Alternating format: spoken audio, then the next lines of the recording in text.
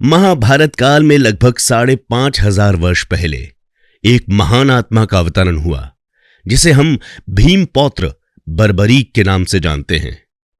महासागर संगम स्थित गुप्त क्षेत्र में नवदुर्गाओं की सात्विक और निष्काम तपस्या कर बर्बरीक ने दिव्य बल और 3 तीर व धनुष प्राप्त किए। कुछ वर्ष उपरांत कुरुक्षेत्र में उपलब्ध नामक स्थान पर युद्ध के लिए कौरव और पांडवों की सेनाएं एकत्रित हुईं। युद्ध का शंखनाद होने ही वाला था कि यह वृतांत बर्बरीक को ज्ञात हुआ और उन्होंने माता का आशीर्वाद ले युद्ध भूमि की तरफ प्रस्थान किया। उनका इरादा था कि युद्ध में जो भी हारेगा उसकी सहायता करूंगा। भगवान श्री कृष्ण को जब यह वृतांत ज्ञात हुआ तो उन्होंने सोचा कि ऐसी स्थिति में तो युद्ध कभी समाप्त ही नहीं हो पाएगा। अतः उन्होंने ब्राह्मण का वेश धारण कर बर्बरीक का मार्ग रोककर उनसे पूछा कि आप कहां प्रस्थान कर रहे हैं। बर्बरीक ने अपना ध्येय बताया कि वो कुरुक्षेत्र जाकर अपना कर्तव्य निर्वाहन करेंगे। उसके बाद इस पर ब्राह्मण रूप में श्री कृष्ण ने उन्हें अपना कौशल दिखाने को कहा। बर्बरीक ने एक ही तीर से पेड़ के सभी पत्तों को भेद दिया, सिवाय एक पत्ते के जो श्री कृष्ण ने अपने पैर के नीचे दबाया हुआ था। बर्बरीक ने ब्राह्मण रूपी श्री कृष्ण से प्रार्थना की कि वो अपना पैर पत्ते के ऊपर से हटाएं, वरना आपका पैर घायल हो सकता है। श्री कृष्ण ने अपना पैर हटा लिया और बर्बरीक से एक वरदान मांगा। बर्बरीक ने कहा कि हे यजमान, आप जो चाहें मांग सकते हैं, मैं वचन का पूर्ण पालन करूंगा। ब्राह्मण रूपी श्री कृष्ण ने शीश दान मांगा। यह सुनकर बर्बरीक तनिक भी विचलित नहीं हुए, परंतु उन्होंने श्री कृष्ण को अपने वास्तविक रूप में दर्शन देने की बात की, क्योंकि कोई भी साधारण व्यक्ति यह दान नहीं मांग सकता। तब श्री कृष्ण अपने वास्तविक रूप में प्रकट हुए। उन्होंने महाबली, त्यागी, तपस्वी वीर बर्बरीक का मस्तक रणचंडिका को भेंट करने के लिए मांगा और साथ ही वरदान दिया कि कलयुग में तुम मेरे नाम से जाने जाओगे, मेरी ही शक्ति तुम में निहित होगी। देवगण तुम्हारे मस्तक की पूजा करेंगे। जब तक ये पृथ्वी, नक्षत्र, चंद्रमा तथा सूर्य रहेंगे, तुम लोगों के द्वारा मेरे श्री श्याम रूप में पूजनीय होंगे। मस्तक को अमृत से सींचा और अजर अमर कर दिया। मस्तक ने संपूर्ण महाभारत का युद्ध देखा एवं युद्ध के निर्णायक भी रहे। युद्ध के बाद महाबली बर्बरीक कृष्ण से आशीर्वाद लेकर अंतर्ध्यान हो गए। खाटू श्याम के 3 बाणों का रहस्य।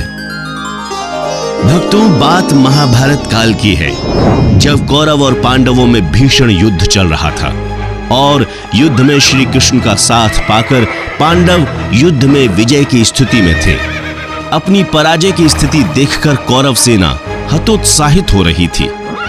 उन्हें किसी ऐसे महान योद्धा की आवश्यकता थी जो पलक झपकते ही युद्ध की स्थिति को बदलने की शक्ति रखता हो, लेकिन उन्हें ऐसा कोई योद्धा नहीं मिल रहा था।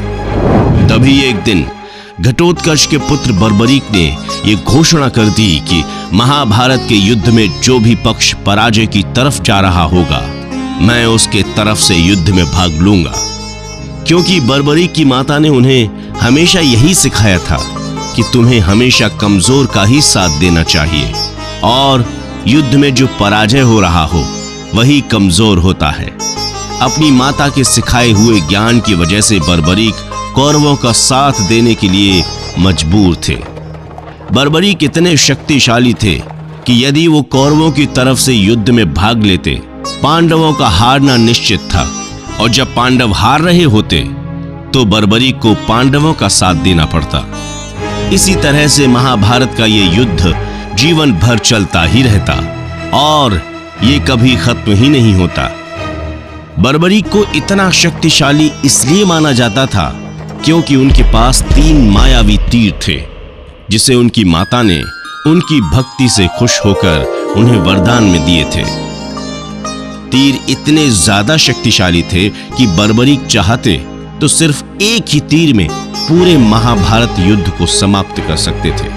ये बात जब श्री कृष्ण को पता चली तो वो काफी चिंतित हो गए, क्योंकि पांडव धर्म के साथ थे और धर्म का विजय होना बहुत आवश्यक था। इसलिए वो बर्बरीक के पास गए और उन्हें समझाया कि मैंने आपके तीरंदाजी की अनेक कथाएं सुनी हैं, क्या आप मुझे भी कुछ दिखा सकते हैं? इस पर बर्बरीक ने श्री कृष्ण के सामने हाथ जोड़े और उत्तर दिया, अवश्य माधव, किंतु आप क्या देखना चाहते हैं, आप स्वयं बता दीजिए। इस पर श्री कृष्ण जवाब देते हैं कि यदि आप इस पेड़ के सभी पत्तों में अपने सिर्फ एक बाण से छेद कर दें तो जानू। इतना सुनते ही बर्बरीक अपने तरकश से एक तीर निकालते हैं और तीर चला देते हैं। बर्बरीक का सिर्फ एक तीर बिना पेड़ की टहनियों को काटे सभी पत्तों में छेद कर देता है। इसी बीच श्री कृष्ण ने उस पेड़ के एक पत्ते को अपने पैर के नीचे जानबूझकर छुपा लिया। लेकिन श्री कृष्ण तब हैरान हो गए जब उन्होंने देखा कि वो तीर सभी पत्तों में छेद करने के बाद श्री कृष्ण के पैरों के पास आकर रुक गया और वहां से हटने का नाम नहीं ले रहा।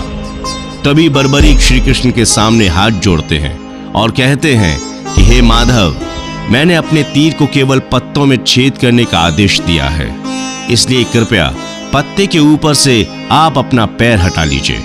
और जैसे ही श्री कृष्ण पत्ते के ऊपर से पैर हटाते हैं, वैसे ही वो तीर पत्ते में छेद कर वापस बर्बरीक के पास लौट जाता है।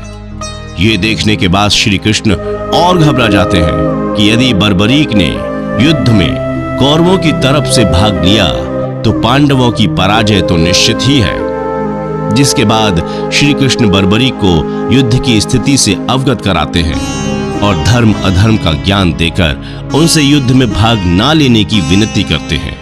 पर बर्बरीक कहता है कि मैंने अपनी माता को वचन दिया है, इसलिए युद्ध में जो भी हार रहा होगा मैं उसका साथ अवश्य दूंगा।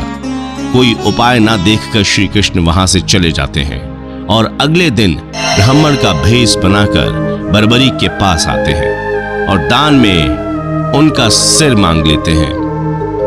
कहा जाता है कि बर्बरीक श्री कृष्ण को पहचान गए थे, पर उन्होंने धर्म की विजय हेतु खुशी के साथ अपने सिर को काटकर श्री कृष्ण को दे दिया था, जिससे प्रसन्न होकर श्री कृष्ण ने उन्हें कलयुग में खाटू श्याम के नाम से पूजे जाने का वरदान दिया था।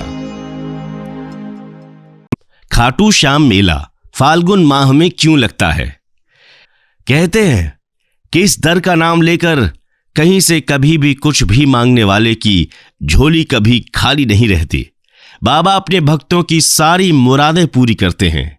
यही वजह है कि होली के पहले पड़ने वाली यानी कि फाल्गुन माह की शुक्ल पक्ष की एकादशी यानी आमल एकादशी को यहां पर भक्तों का हुजूम लग जाता है। हम बात कर रहे हैं राजस्थान के सीकर में स्थित खाटू श्याम की। यहां आमल की एकादशी पर मेला लगता है। देश के कोने कोने से श्रद्धालु यहां दर्शन के लिए आते हैं।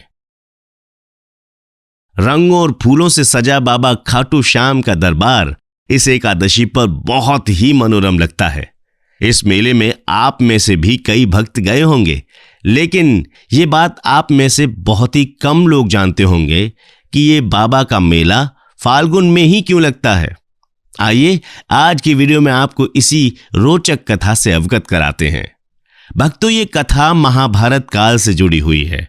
कहा जाता है कि जब लक्षागृह की घटना से बचने के लिए पांडव वन में भटक रहे थे, तभी उनकी मुलाकात हिडिंबा नाम की राक्षसी से हुई थी। हिडिंबा भीम पर मोहित हो गई थी।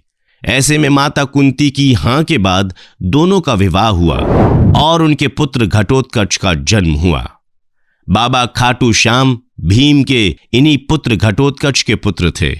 उनका नाम बर्बरीक हुआ, यानी कि बाबा खाटू श्याम भीम के पोते हैं। कहा जाता है कि बर्बरीक देवी के उपासक थे और उन्हें देवी से 3 दिव्य बाण प्राप्त हुए थे, जो अपने लक्ष्य को भेद कर लौट आते थे। इससे बर्बरीक को कोई भी हरा नहीं पाता था। बर्बरीक को लेकर कही गई कहानियों में यह भी कथा आती है कि जब महाभारत का युद्ध हो रहा था तो बर्बरीक अपने एक ही बाण से युद्ध को समाप्त करने की मंशा से युद्ध स्थल जा रहे थे। तभी मार्ग में श्री कृष्ण ने बर्बरीक के सामने गरीब ब्राह्मण बनकर उससे दान में उसका शेष मांग लिया था। क्योंकि प्रभु जानते थे कि बर्बरीक एक ही बाण में युद्ध को समाप्त कर सकते हैं। कहा जाता है कि बर्बरीक भी ये बात जान चुके थे कि ये गरीब साधारण ब्राह्मण तो नहीं है। बर्बरीक ने प्रभु से वास्तविक रूप में प्रकट होने का अनुरोध किया। इस पर जब उन्हें भगवान श्री कृष्ण के दर्शन हुए तो बर्बरीक ने प्रभु को अपना शीश दान में दे दिया। लेकिन अपनी अंतिम इच्छा के रूप में बर्बरीक ने महाभारत युद्ध को देखने की इच्छा जाहिर की। इस पर श्री कृष्ण ने उन्हें युद्ध स्थल में एक ऊंचे स्थान पर रख दिया। वहां से बर्बरीक ने पूरा युद्ध देखा। कहते हैं कि श्री कृष्ण ने बर्बरीक के उस कटे सिर को यह वरदान दिया कि कलयुग में उसे प्रभु के श्याम के नाम से जाना जाएगा। साथ ही जो भी उनका स्मरण करेगा उसे धर्म, अर्थ, काम और मोक्ष की प्राप्ति होगी।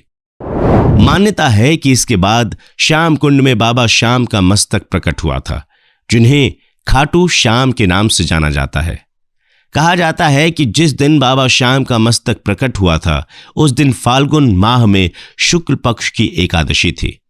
तब से ही होली के पहले पड़ने वाली इस एकादशी के मौके पर खाटू धाम में मेले का आयोजन होता है, जहां श्रद्धालु खाटू श्याम के दर्शन करके पूजा पाठ करते हैं और उनसे अपने घर परिवार की सुख समृद्धि की प्रार्थना करते हैं। तो भक्तों, हमारी आज की एक कहानी आपको कैसी लगी?